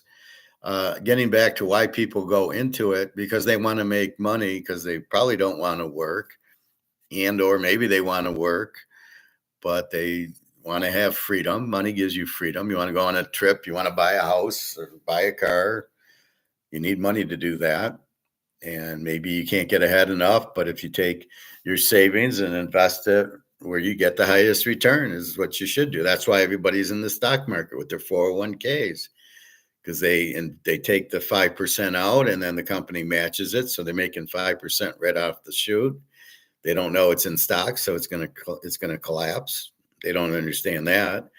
So they just see the 401k and they won't pull it. So, okay, that's what you have. So that we'll have to see and go from there. So anyway, people, I don't know that they're greedy. I don't like that word. That's just being smart. If I can make 15% versus 10%, am I greedy? No, I'm smart. If we buy gold instead of keeping our money in the dollar in the stock market, we're smart. Now we're going to make a lot, but we're not greedy. We're just smart. It's the sale of the century now, buying gold and silver at this ridiculously low prices because they're keeping the price down. Are we greedy? Are we doing something wrong? Not at all. We are doing exactly what we should be doing. We are getting out of the dollar because it's going to collapse, and we're putting it into the only asset we can, the lifeboat. And I did that at swim yesterday. I talked to a guy about he brought up like gold or silver. So my friend's telling me about this thing, and it sounds like a scam. I says, "What is it?" Well, about buying gold. And I said, "Well, just go to the store, 5 miles away from here, and go buy your gold and silver where I buy my gold and silver. No taxes, and you get it. There's no shipping. You get it, and it's in your car. It's in your hand. You're not sweating the mailbox or anything else." So, I told him that, and you're not sweating. Is the gold real? The gold's real from my guy's store, and the silver. So that's really where you're at. Is you're trying to do best. Now, people going in Madoff probably are going. They're not really financial people. They see 15% better than 5%. They go, great. They don't say, is it realistic to make the 15%? They're saying, all the banks give me is 3 or 4%. And here I can get 15. And it's Bernie Madoff. He's a Wall Street guy. We know, he's got a good track. The SEC likes him. He's on NASDAQ. So how would you think he wouldn't be legit? He's just a smart money manager, is what you would think. I'm smarter than that, so I did not get into it, just like I didn't get into Bitcoin, and I don't regret it for a minute because it's going to collapse. And so when you've got it, there's gold's different because gold's fine. Football, we understand inside and out. So I feel very comfortable investing into football and gold and silver, and as much as I can eat. And my baseball cards, I tell you, get Strong Demand, get Montana, get Mantle, get Brady, get Jim Brown, all those guys. So that's kind of what you have. And so it's very, very hard to fault the Madoff people, but I don't buy that they all knew it was a Ponzi scheme and you should take their money back. I literally wouldn't give the money back because I would say it's already spent, and I took the gamble and I won with it. Right? If you have your money in the bank and they give you savings, and then they find out the bank's indicted, JP Morgan's a criminal. Okay, you're going to give your money back? No, I already got the money. I already spent it, or it's in Joey's college fund or something. I mean, you're not.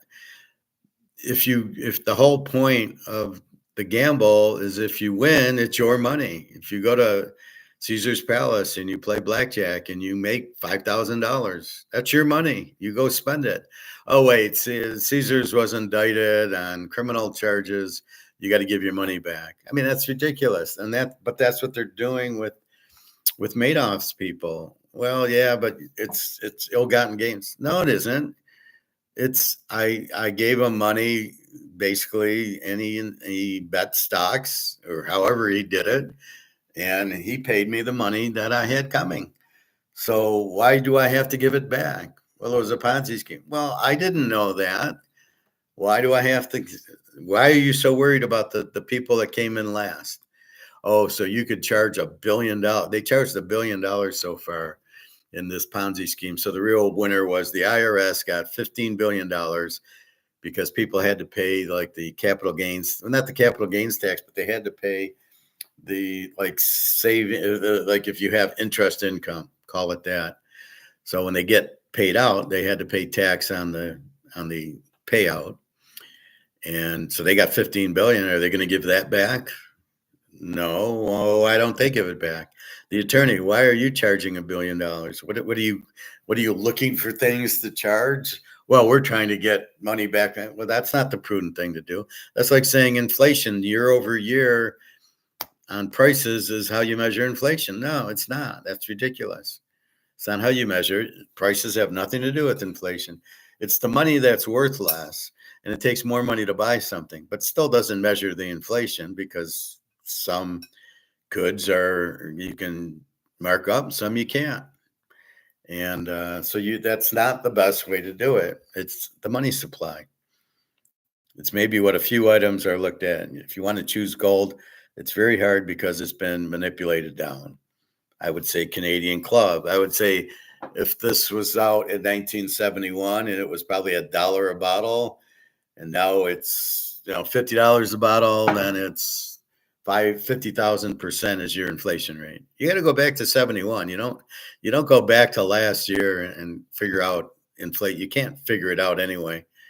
It's just the money printing. It takes more money to buy things is basically it. We'll give Alligator credit. It is the money going down. So I really vehemently refuse to understand this attorney trying to get the money back from the people that made the money to give it to the people that lost the money. That makes zero sense. You bet you lost. You got in late in the Ponzi scheme and you lost. Too bad. Well, it's illegal. Why is it illegal? Everybody was making money. So why did he have to make investments? He took people's money and he paid off other people. Why is that illegal? It's better than he's a portfolio manager and he loses 100% of his money in 2008, like Attack on Wall Street guy. So the houses did the bullshit and they delisted the Attack on Wall Street guy's real estate trust. How is that any different? I mean, they went broke because they delisted. They just ended the options. They said, fuck it, we're not doing these. Oh, you had 60 grand, you win, you lose. How are they better off than what Madoff did? At least Madoff paid everybody. At the end, they both did the same thing. And I don't know that what Madoff did is illegal. I'm trying to find out why it's illegal, because really it's if I'm in the fund and you're promising me 15%, I get 15%. I'm getting my money.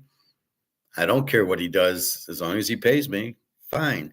But that's the nature of banking. That's the nature of stocks.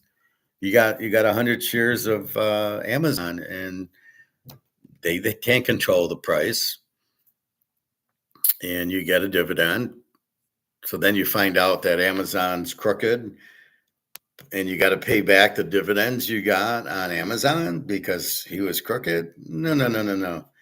And it's price fixed. Well, okay, so what are you gonna put everybody in jail on the stock exchange for price fixing everything, or help JP Morgan for price fixing gold? Why is that allowed?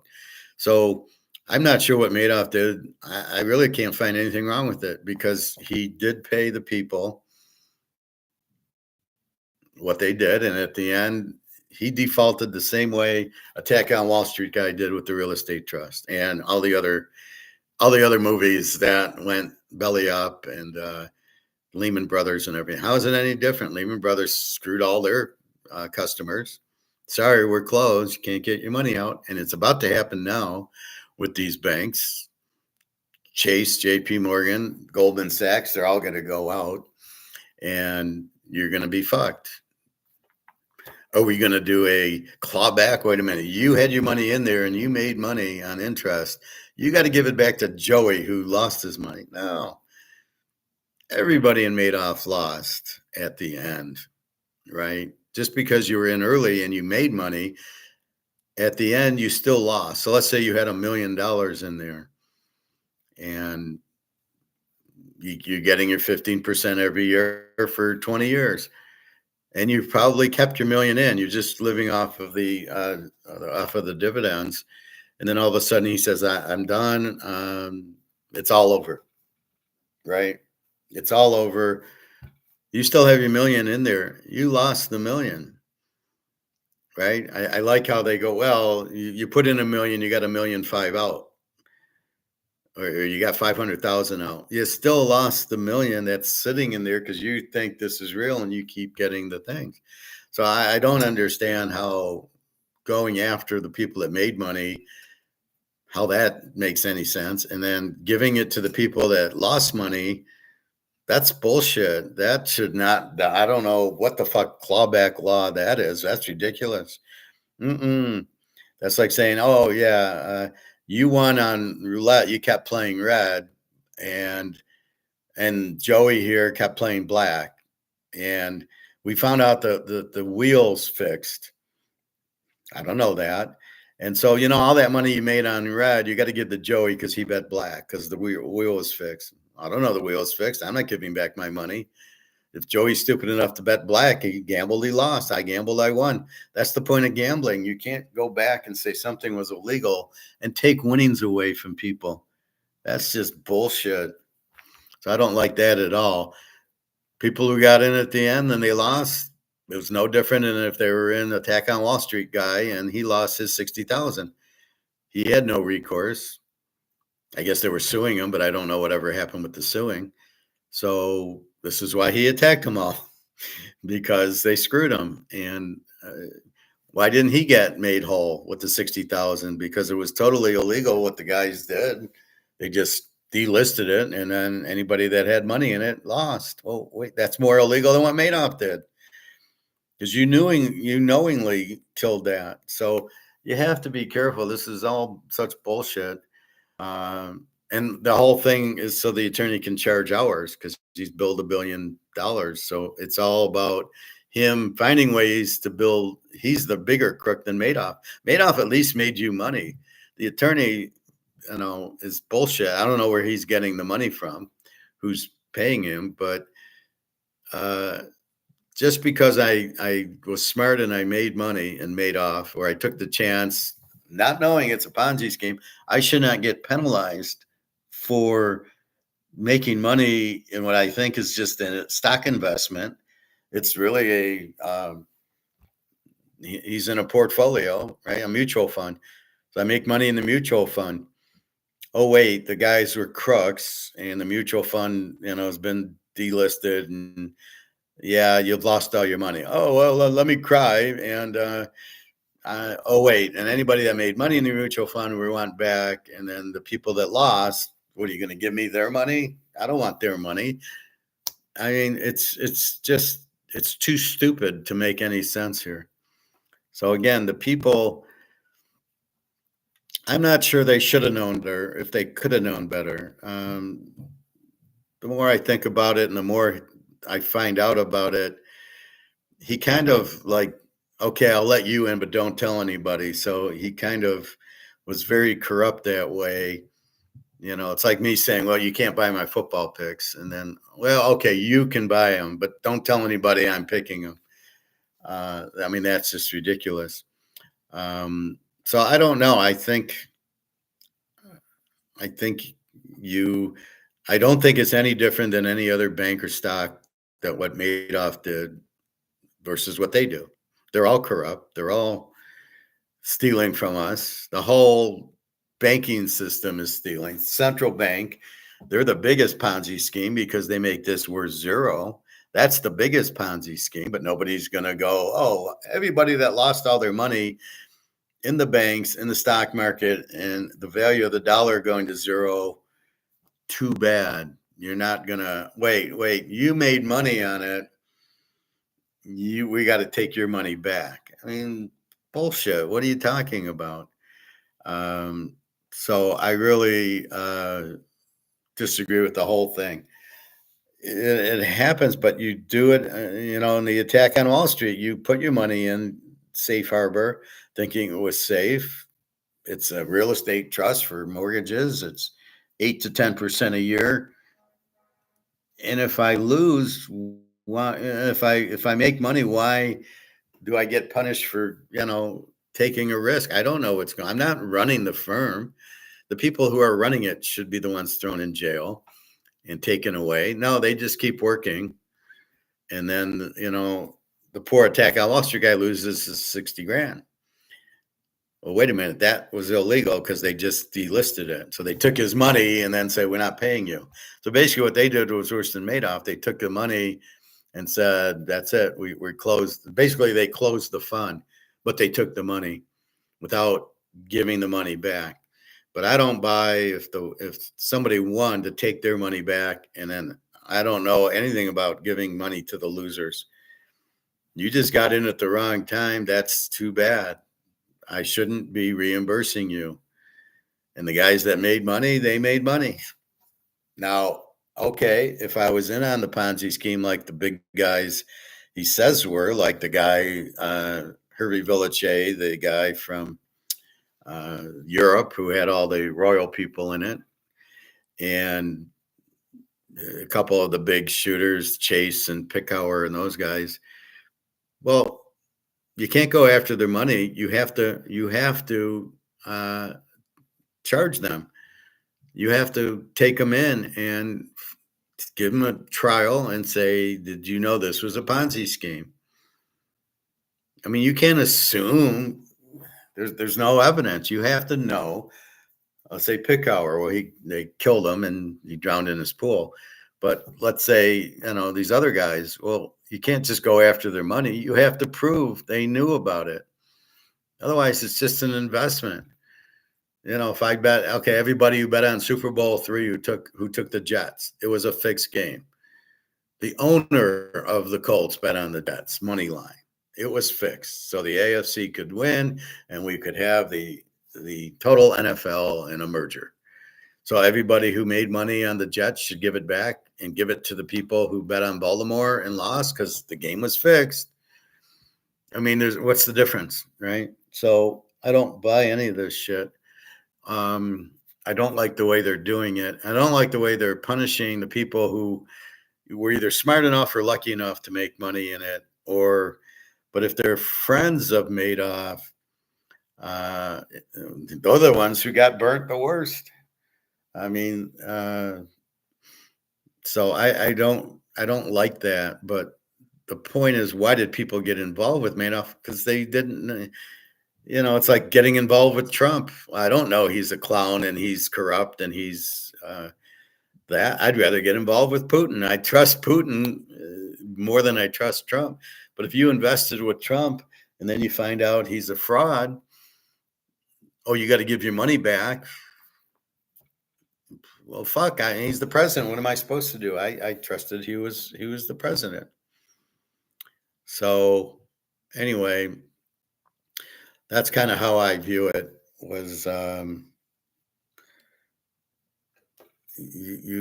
how would you not trust Madoff? And then the SEC not saying it was okay, then what do you really do? Now, if I have money, I'm not going in it because I know it's a scam because you can't make 15% if everybody's making 3%. It's like now you have a chance to make 35% on this investment.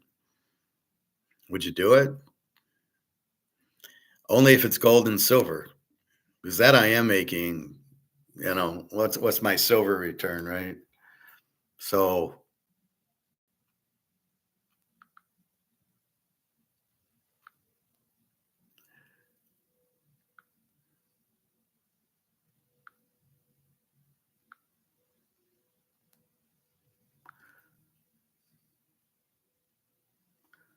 gold's 33.26, silver 36.03. So my 1 year return on gold is 44%.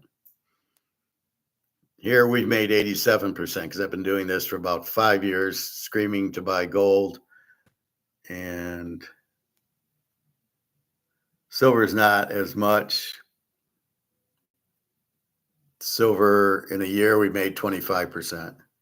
5 years, 100%. So if I told you I can make you, if I told you I can make you 44% in a year, would you do it? And you go, no, it's a Ponzi scheme. Unless I tell you how. We're buying gold, physical gold. You can put it in your safe. I'm not involved with it. You're not giving me the money. That was the other thing, is they gave the money to Bernie. And normally you don't. You give the money to, let's say, Goldman Sachs, and then they just put the money somewhere. They don't actually have your money. Your money's in their account, and then they invest it for you at BlackRock or Vanguard. So nobody really holds your money, right? It's sitting in the account in this mutual fund. So if I told you I can make you, so if Madoff comes to you and says, I'll give you 20%, and I say I can give you 40%, you would ask him how, and you would ask me how. And I'd go, here's how. We're going to buy gold, and you're getting 44%. In fact, you're getting 25% in 6 months. We're killing Madoff, and it's real, and it's legitimate. And I'm not touching your money. You're going to the store and buying the gold, putting it in your safe. And that's really what you would have wanted from Madoff. Show me how I'm making 15%. Because if you're in stocks, you can't. And then we look at stocks.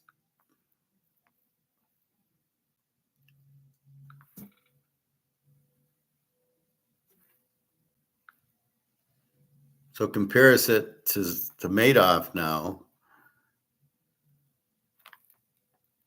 And the performance for 1 year is 9%. So if you just looked at this and he's giving you 15, you're going, how the fuck are you giving me 15 when the return is 9%? And why would I be in Madoff when I can get 44% in gold? And it's real. And you're not giving your money to anybody. You're keeping your money. In fact, you're making more than 44% because the dollar's losing so much every year. The value of the dollar is dropping. So the $100 is worth $1 now. It's lost 99% of its thing. $100 1971 versus $100 now has lost 99%. So I've got you where you're not losing money anymore, and you made 44% on gold in the year. So it's like making 65%. And there's no interest to pay. You don't owe the IRS anything. It's beautiful. That's why they don't want you in it, right? And that's the key to it. So the question of asking Madoff how you're doing it, if you would have said, so we go back to 1980 with Madoff. So we go back into gold and we look at gold for 20 years, and it's 655%. And that would be since 2005. And I think, well, I know we can go back. Well, we know it was 35 an ounce in 1971. So that's 300% return. And Madoff's given me 10 or 15 that I don't know how he's doing, but I know gold. This is why gold's always the perfect investment, because there's no tax on it. There's no monkey business with it. You cannot print it. You can't inflate it by printing it. You buy the physical and nobody can fuck with you. You buy the physical and you put it in your safe and you keep it there. Nobody can say your $60,000 writ's worthless. Nobody can say, well, Madoff, it was all a Ponzi scheme. Because you've got real gold. All you need to do is go to the store and make sure it's real. And you bring a magnet. Nope, it doesn't stick. You have the guy show you, and you trust the guy, and he's been there for years, and he's selling you real gold. That's all you want to make sure it's real gold. That's why you got to be careful. Unless it's a store, you got to be careful who you're buying from. I mean, you could buy from me, and I think you'd be confident because I'm getting the money, I'm getting the gold from the store, which I'm not stupid, and I'm not going to buy gold that isn't real, right? So it's a trust factor, but logically, if they would have all bought gold since 1980, or these new people in let's say everybody from 2000 to 2008 would have bought gold. I know I did the analysis on the Attack on Wall Street guy, and I said, if you would have bought gold, it was like $500 an ounce in 2000, let's say five. And then by 2011, it was like 1,1300 or even 1,000. He would have made his 60 grand. I know I did the analysis, would have been worth 110,000 just by buying gold instead of listening to the financial advisor say, "Oh, buy the real estate trust and watch your 60,000 go to zero." And it's really the best investment because not only is it safe, the return's incredible.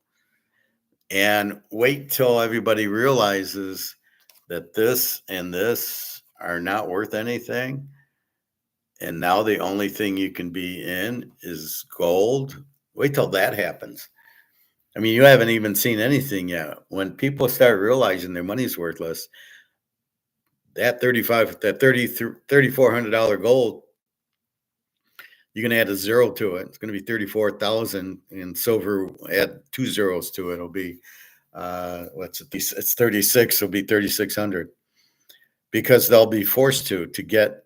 In other words, what would you have done if you were, okay, you're in Madoff, right? You got $1 million in Madoff, and he calls you up. And he says, Teaser King, I'm going to go out.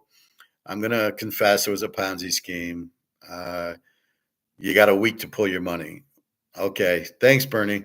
What would you do? You'd pull your money and you'd put it in gold or baseball cards or Rolexes or something. Bernie did have like 15 Rolexes, so he's like, good. At least he was smart. He had the roll. I don't know if he had baseball cards, but he did have he had a whole collection of Rolexes. So that's kind of what you do is the money's coming out. You only have one place, and that's to go into gold. If you trust the banks, you can get, we're going to delist the real estate trust, Attack on Wall Street guy. We're going to go into the big, what was it? The big short. So not only did people lose their jobs, but everybody with the money in the bank lost. You're trusting banks. You can't trust banks. These are the most corrupt people, and they run the government. They run the politicians. They give them payoffs, them and the defense contractors. So do you really want to be in bed with them? No.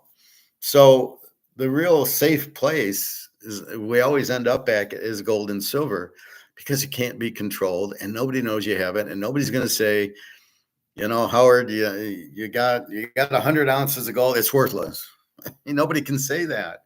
The dollar will be worthless. This will be worthless, but my 100-ounce gold won't be worthless because they won't be priced in this.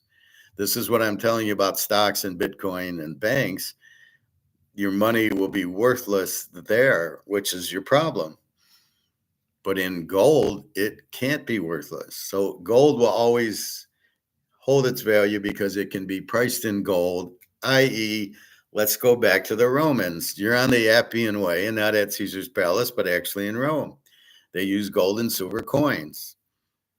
That's it. You went and bought your food and your togas and had your toga parties and all that with the gold and silver coins. There was no dollar. So when they corrupted that and took all the gold and silver out, that was it. But that's what you use. You didn't have money. You had the actual gold and silver. And that's the point. If you're in trusting the bankers, Bernie Madoff was going to be the president of NASDAQ. This is how corrupt it was.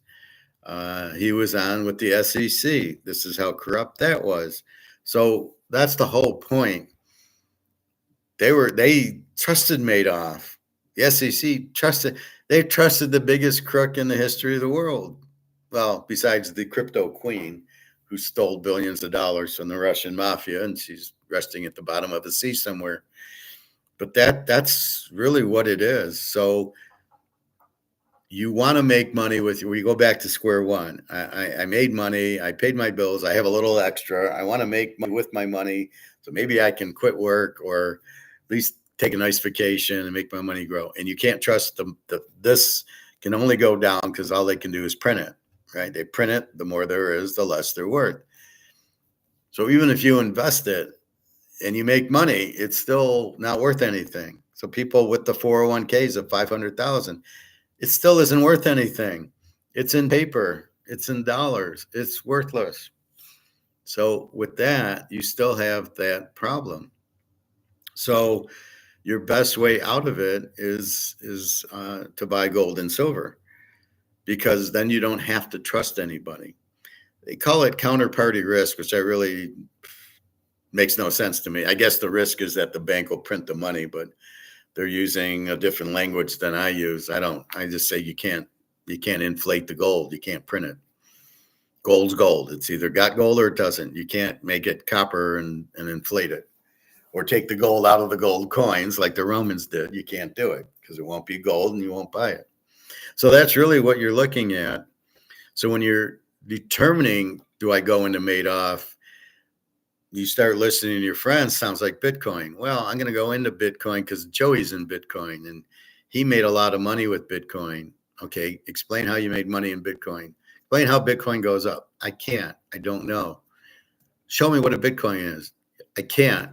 It's not real. So why do I want to listen to Joey and buy Bitcoin just because he made money in Bitcoin? I should buy it. And that's basically what happened with Madoff. My friends are making money, so I'm going to give him money and make money, but nobody knows how he does it. That's a huge red flag. I just showed you how we made money in gold. It goes up based on these options and derivatives, but as the dollar goes out and the euro goes out, everybody will need gold, and the demand for gold will force the price much, much higher than it's what it should be. It shouldn't be 3,400. It should be 34,000 now. So we're getting the sale of the century, but you can't get screwed on it. It can't be, you got 100 ounces. It can't be worth zero. It can only it's only going to go up higher and higher and higher.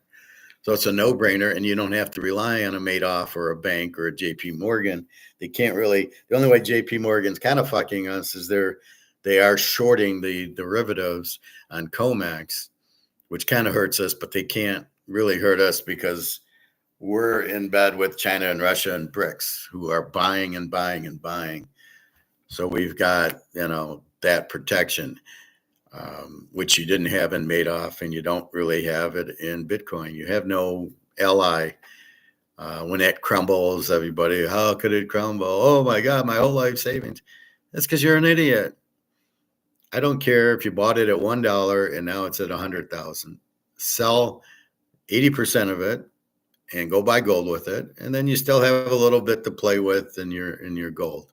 I know one guy at the car dealership, he's a salesman, and I kind of talked to him and I said, sell it.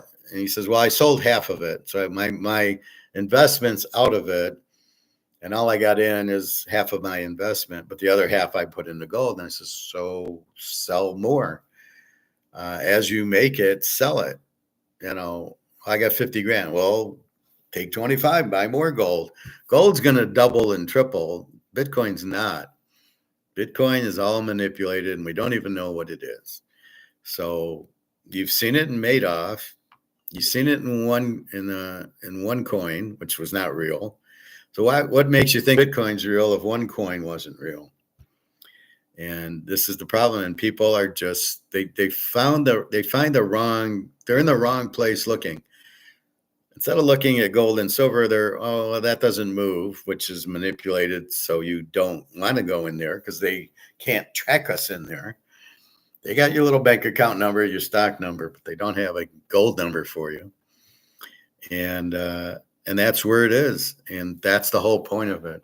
It's you can't get hurt in gold and silver, but it gives the same answer that you were looking for in Madoff. I can make money on it.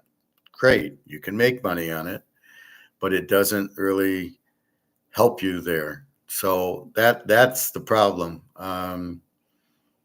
You've got to be careful. And you tend to listen, like your family knows what's going on, or your uncle, your dad's in Madoff, so I'm going to go in Madoff. Because if he's in it, well, you're expecting him to know what's going on.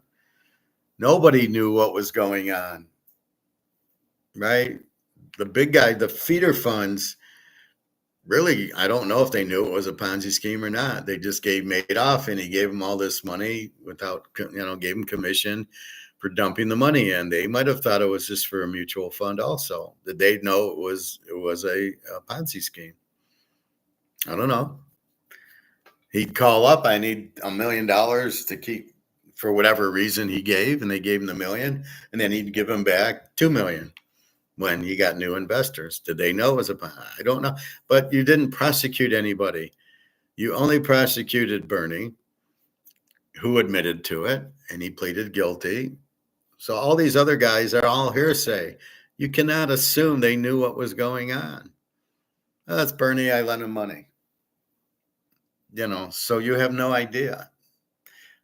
But when I tell you, I'm not touching your money, I'm telling you, take your money and go buy gold and silver. So there's no, that's how you want to be investing, not where you give money to somebody else. Well, I'm in a 401k and they're matching it, but I can't get it. I can't get it out. I'd be like, fuck, that's ridiculous. I don't even get into it. My next job, I won't take a 401k. My last two, I didn't take a 401k. We'll match it. I don't want it. What I want is my money so I can buy gold and silver. Anyway, so that's what's going on. So yeah, this is AAC, which we talked about in the beginning, but if you wanted to talk Madoff for gold or investments, I throw that in too. So really, that's what you really want to look at,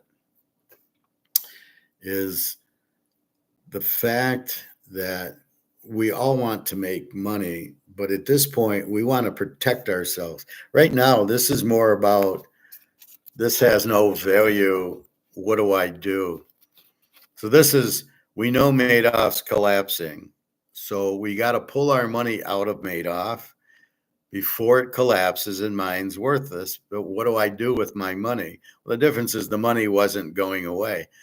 This is money that's going away. It has no value. So I've got to pull my money out and Rumpelstiltskin it to gold and silver. It's the only chance I have, because it's worthless, because you can't print $150 trillion and think it has a value.